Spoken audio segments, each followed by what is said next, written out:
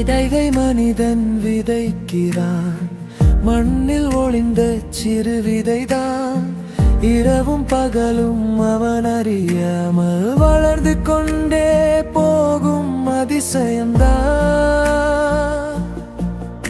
அவன் தூங்கினாலும் விழித்திருந்தாலும் மண்ணேதானாய் கனிதரும். முதலில் முளை, பின்னர் தண்டு, பின் நிறைந்த கதிரெழும்.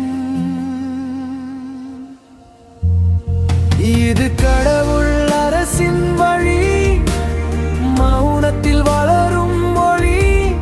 மனித அறிவை மீறும் செயல் கடவுளின் செயலே இதுவே.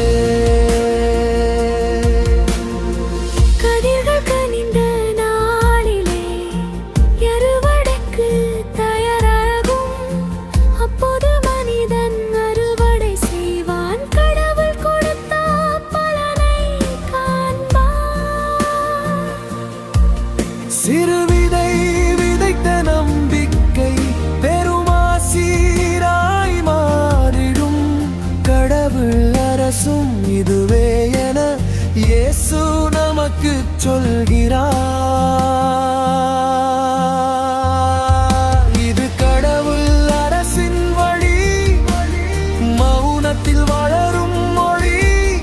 மனித அறிவை மீறும் செயல் கடவுளின் செயலே இதுவே.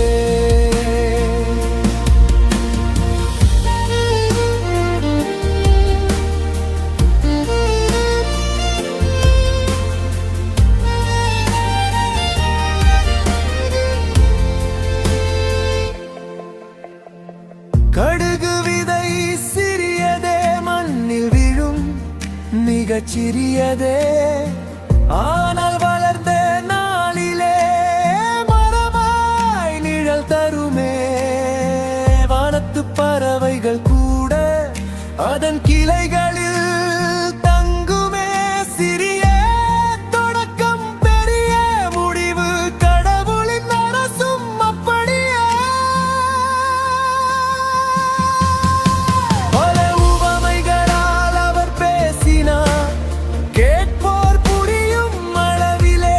உவமை இல்லாமல் அவர் பேசவில்லை, தனிமையில் விளக்கம் அளித்தார். கேட்க காதுள்ளோர் கேட்கட்டும், விதை இதயத்தில் விழட்டும். தேவராஜ்யம் நம்முள் வளர நம்பிக்கையோடு வாழ்வோம். சிறிதில் தொடங்கி பெரிதாய் வளரும் கடவுளின் அரசே. மண்ணில் விதைக்கப்பட்ட வார்த்தை உயிராய் மாறும் நித்தியமே.